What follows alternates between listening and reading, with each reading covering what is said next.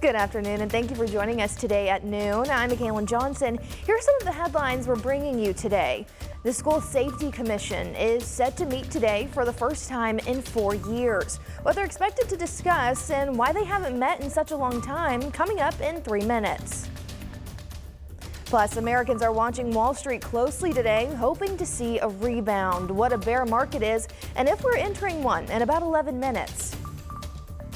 Plus, a warning from our local FBI office, why they say you need to increase your cybersecurity efforts at 12:19. We've got those stories ahead, but first, meteorologist Scott Covert joins us this afternoon with what everyone is talking about. It's hot out there. It is hot, and here's the unfortunate news. I won't even sugarcoat it. It's only going to get hotter the rest of this afternoon and the next couple of days as well. Here's what the current numbers are. This is the feels like temperature. So we factored in the humidity, and this is what we get. 98 currently in Conway, 96 in Little Rock, 95 in Pine Bluff. Arkadelphia on the board with a feels like temperature also of 98 degrees. Here's what the rest of the afternoon is going to look like. Expect that to increase by 3 to 4 more degrees before we top out for the afternoon. That sun sets this evening. We'll start to see a little bit of cooling off, but even then, by 10 o'clock tonight, it's still going to feel like it's 89 degrees outside. The heat, the humidity, it's there. 95 is the actual air temperature we'll reach this afternoon. Slightly less humid today. That's why we're not seeing heat advisories like we saw yesterday. As a result, it's slightly more tolerable outside. Unfortunately, the humidity is going to return over the next couple of days. It's going to get steamy yet again, and that's likely to trigger a few more heat advisories around the natural state. I'll just tell you, no rain in the extended forecast, at least not anytime soon. We'll have a look at the specifics coming right up. Thanks, Scott. We begin this afternoon with a manhunt in Little Rock.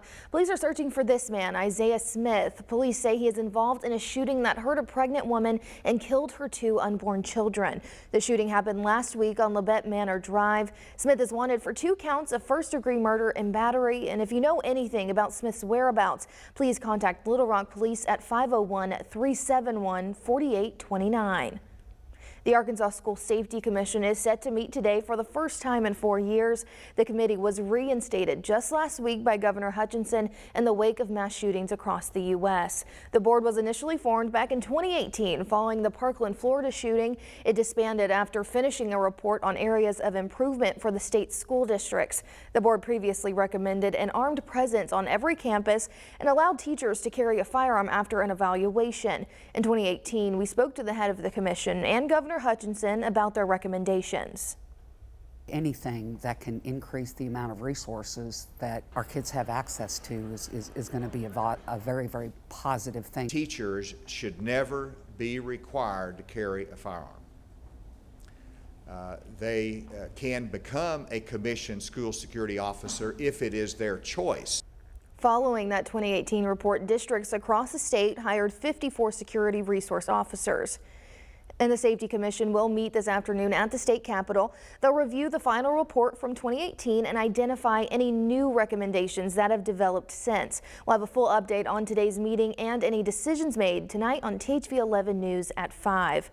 And in other news this afternoon, a Little Rock family is looking for answers into the drowning death of a little boy. They gathered to remember Zaylen Matthews on what would have been his 6th birthday. We love you, Zaylen.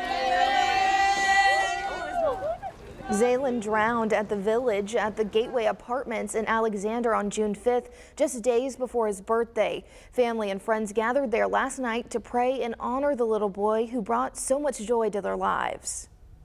We want to hold on to his memories of that loving little boy who always kept you smiling, kept you laughing, and we want anyone who has information that is vital to this investigation to please release that information so that we could find out what actually happened and we can proceed from there.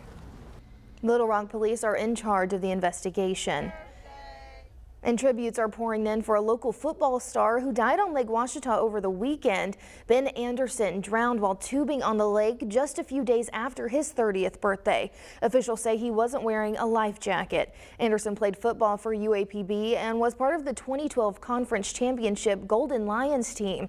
He was also a beloved member of his community, mentoring young people on and off the field. Cameo Stokes with UAPB Athletics worked with Anderson during his time on the gridiron. We knew from day one when he came in, we knew that he was going to be something special. He always be remembered as a guy that was vocal, big smile on his face, try to help others.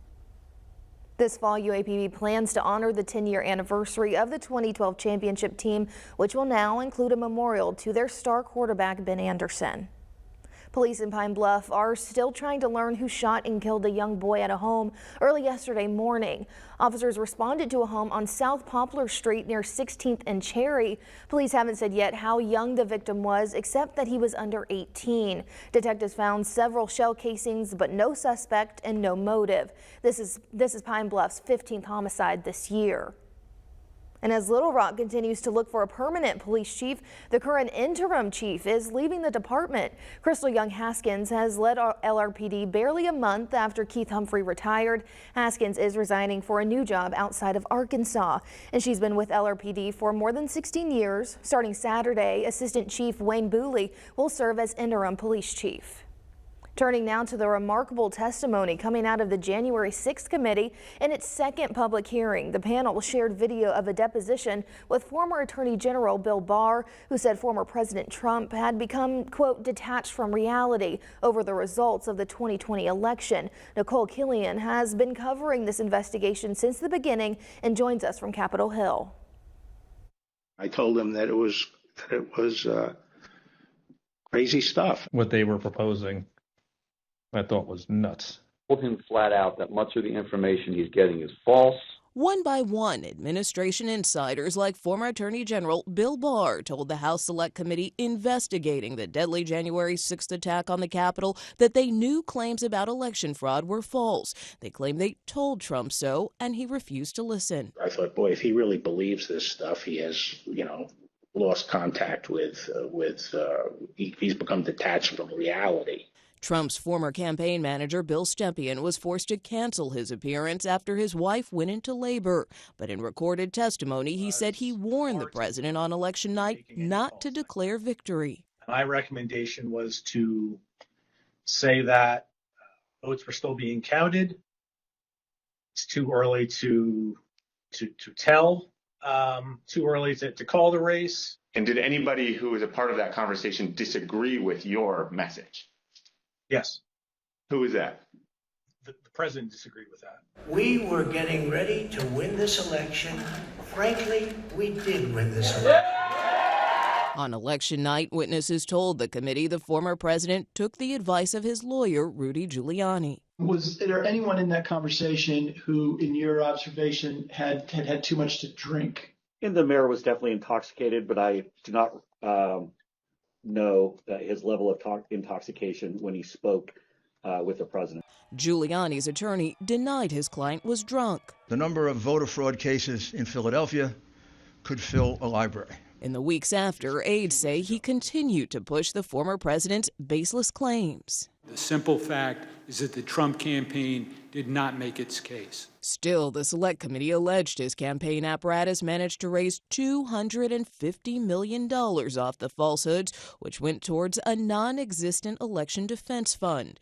The committee also alleged millions were funneled to the former president's Save America PAC, which spent more than $200,000 on Trump's hotel properties, and $5 million to the company that helped organize the White House rally before the riot. Not only was there the big lie, there was the big ripoff. Some Select Committee members say they haven't decided yet if they will issue a criminal referral against the former president to the Justice Department. Attorney General Merrick Garland said he and January 6 prosecutors are watching the hearings. Nicole Killian, CBS News, Capitol Hill. Still ahead, a warning from the FBI this afternoon about cybersecurity. What you need to watch out for when THV 11 News continues. This heat wave continues its grip on the natural state. It's hot today, but it only gets hotter later this week. I'll have a look at your forecast coming right up.